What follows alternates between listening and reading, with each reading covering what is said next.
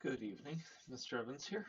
We are still reading The Westing Game by Ellen Raskin, and I believe we've got a couple chapters tonight, then we should be finishing up the book tomorrow night. Chapter 26 is called Turtle's Trial. Who was furious?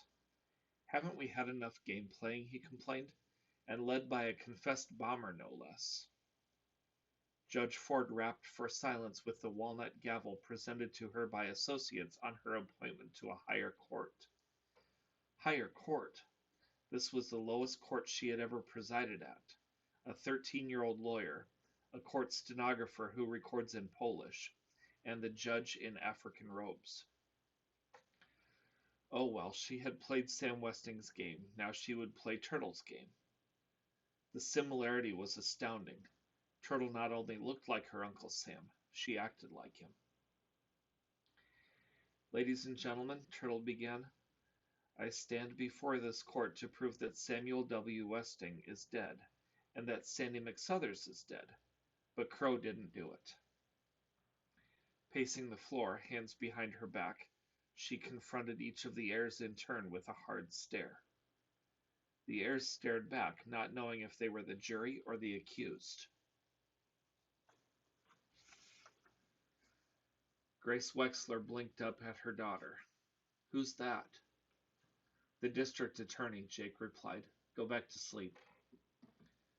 Now frowning, now smiling a secret smile, Turtle acted the part of every brilliant lawyer she had seen on television who was about to win an impossible case. The only flaw in her imitation was an occasional rapid twist of her head. She liked the grown-up feeling of shorter hair swishing around her face. Let me begin at the beginning, she began. On September 1st, we moved into Sunset Towers. 2 months later, on Halloween, smoke was seen rising from the chimney of the deserted Westing house. Her first witness would be the person most likely to have watched the house that day. I call Chris Theodorakis to the stand. Chris lay a calm hand on the Bible and swore to tell the truth, the whole truth, and nothing but the truth. What fun! You are a bird watcher, Mr. Theodorakis, are you not? Yes. Were you bird watching on October 31st? Yes. Did you see anyone enter the Westing house? I saw somebody who limped. Good, now she was getting somewhere. Who was that limping person? It was Dr. Sykes. Thank you, you are excused. Turtle turned to her audience. Dr. Sykes was Sam Westing's friend, a witness to the will, and his accomplice in this game. On the day in question, he limped into the Westing house to build a fire in the fireplace. Why? Her next witness might answer that. Judge Ford instructed the witness to remove his aviator's helmet. His gray hair was tousled but barbered. And place your gun in the custody of the court. Oh my, Flora Bombach gasped, as Otis Amber unzipped his plastic jacket, pulled a revolver from his shoulder holster, and handed it to the judge, who locked the gun in her desk drawer. Turtle was as startled as the other tenants. Mr. Amber, she began bravely, it seems that we are not all who we say we are. In other words, who exactly are you? I am a licensed private investigator. Then why were you disguised as an idiot delivery boy? It was my disguise. Turtle was dealing with a practiced witness. Mr. Amber, who employed you?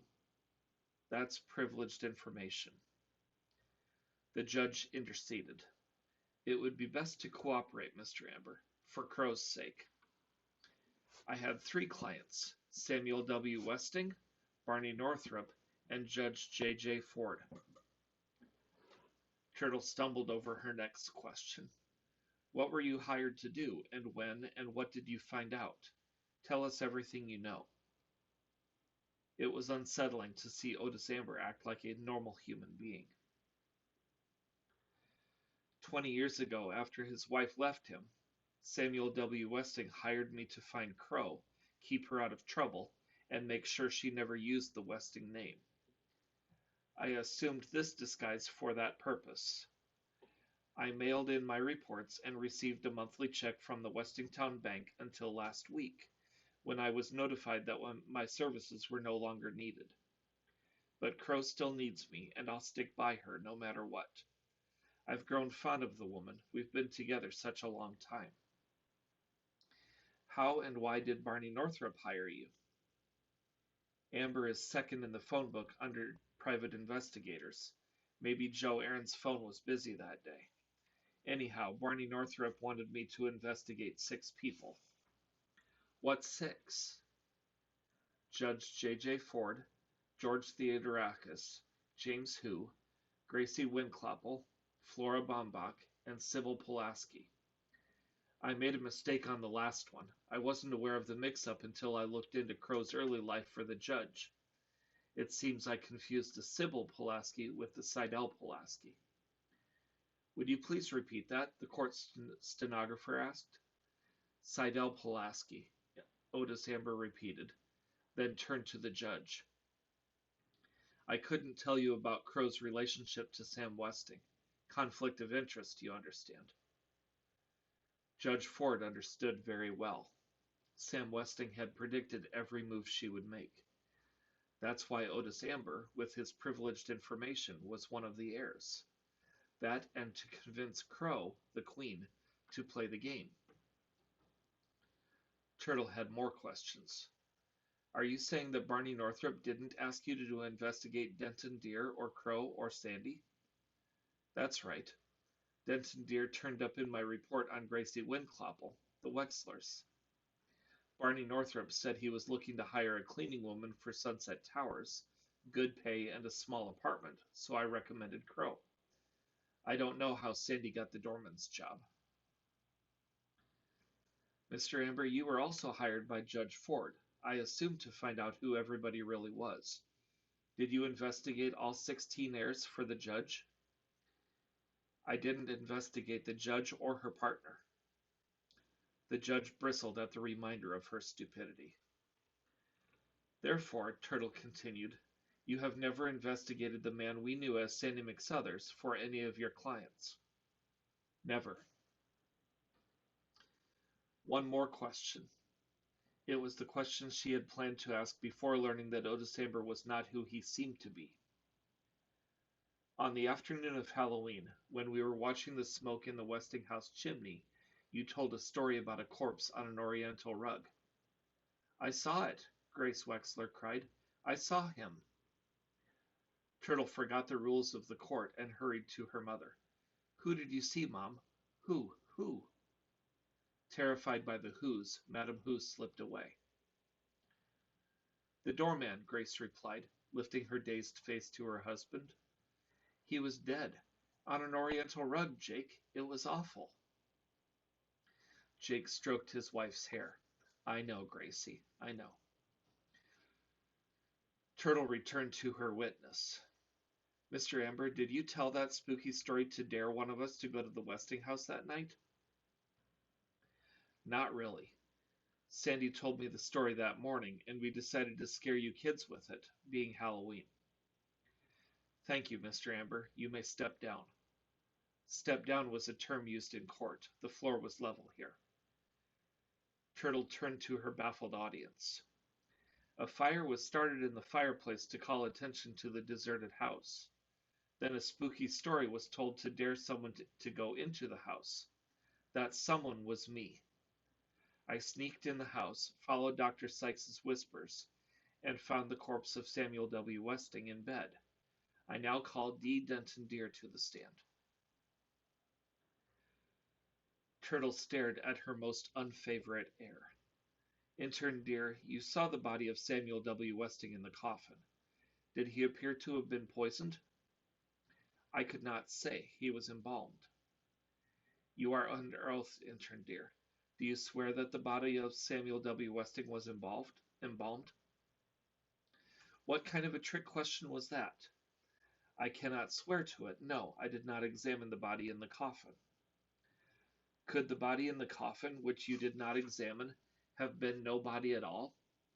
Could it have been a wax dummy dressed in the costume of Uncle Sam? I am not an expert on wax dummies. Yes or no? Yes, it's possible. Anything is possible. What's the brat driving at? Or is she just trying to make a fool of me?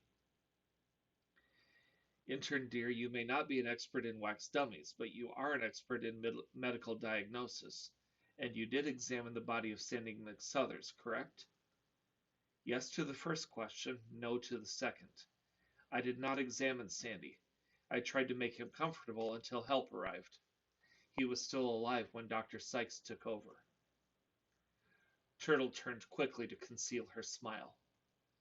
But surely you saw enough symptoms to make one of your famous diagnoses. She peered at the judge from the corner of her eye. That last word didn't sound right. Coronary thrombosis, the intern diagnosed, but that's just an educated guess. In simple language, heart attack. Then Sandee could not have died of an overdose of lemon juice, which is what I saw Crow put in his flask. Turtle could have called on Angela to testify to that, but she didn't want her screwy sister confessing all over the place. I never heard of anyone dying as a result of lemon juice consumption, the expert replied. One more question, intern dear. Do you swear that Sandee had a bruise on his shin resulting from a kick? Absolutely. I should know, having been the recipient of such a kick myself. You may step down. I call Seidel Pulaski to the stand. Seidel Pulaski. Overcome with excitement, the secretary had to be helped to her feet for the oath-taking. Miss Pulaski, I must compliment you on your good thinking in taking down the will in shorthand.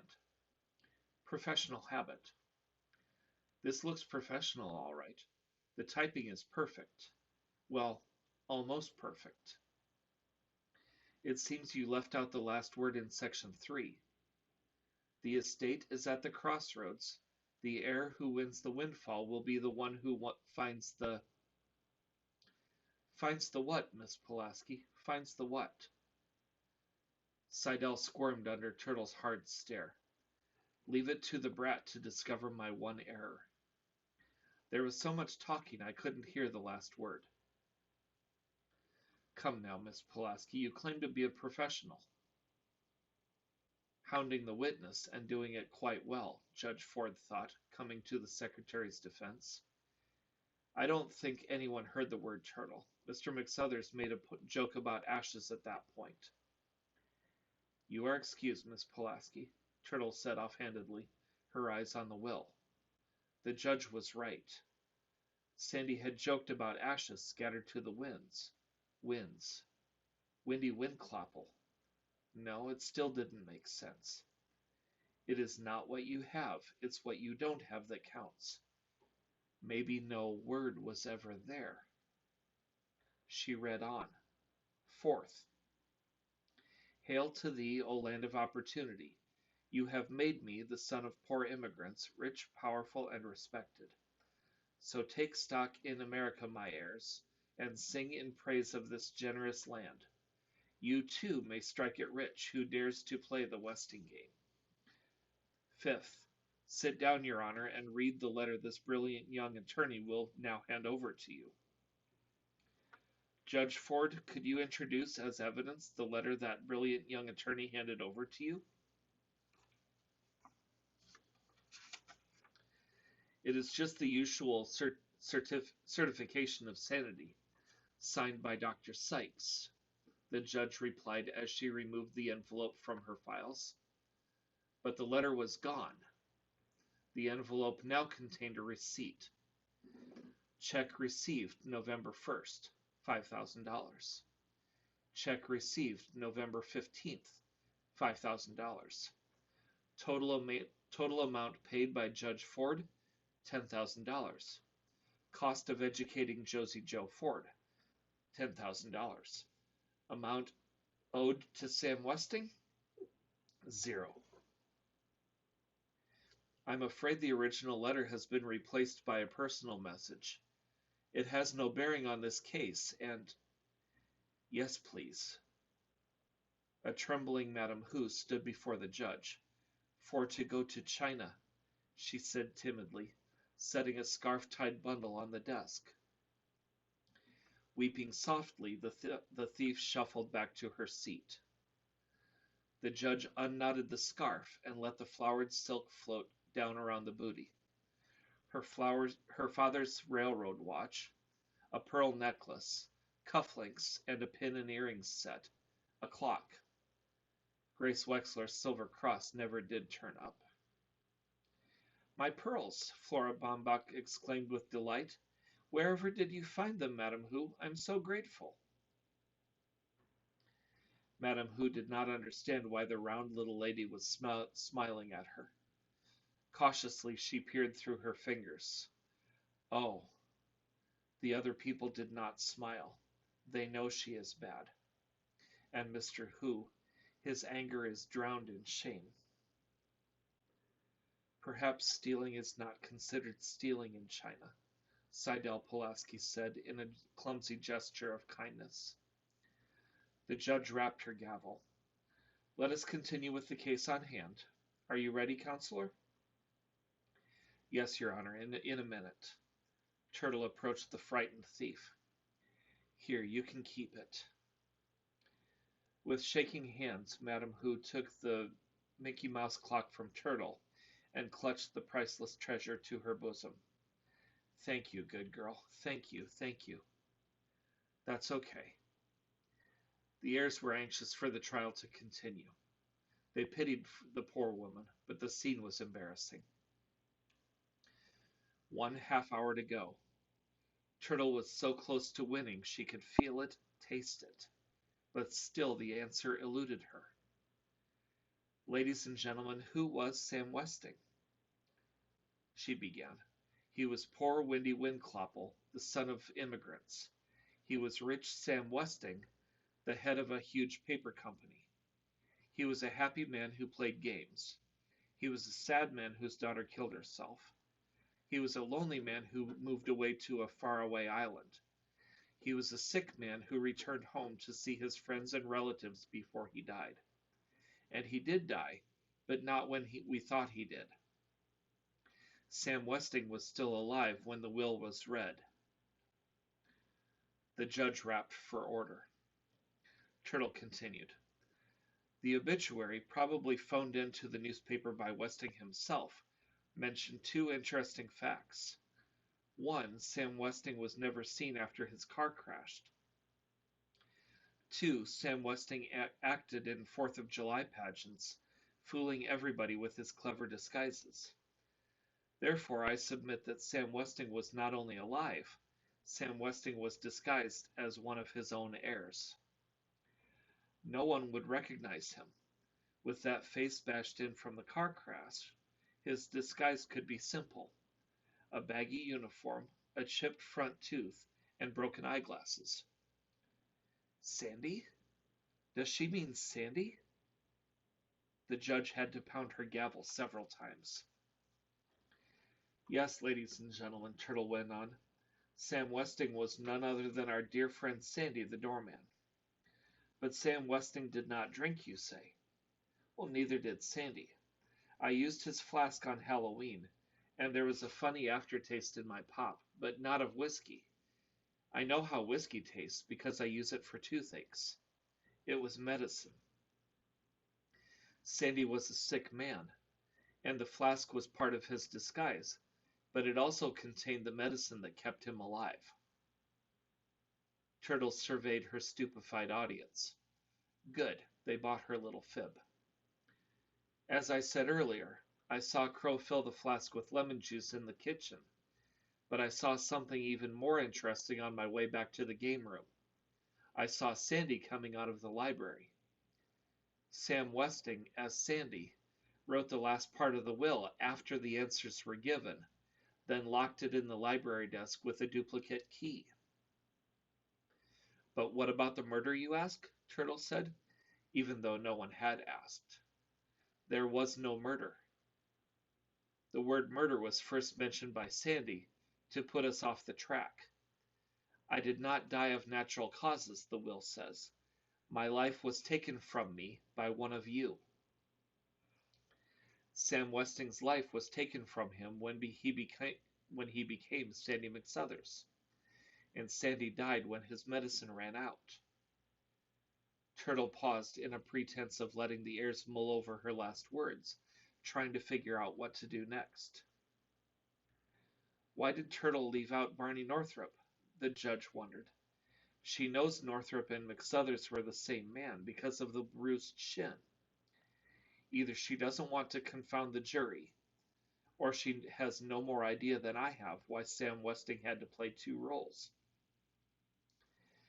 Why did Sam Westing have to play two roles? Turtle wondered. He had a big enough part as the doorman without playing the real estate man as well. Why two roles? No, not two. 3. Wendy Winclopple took 3 names.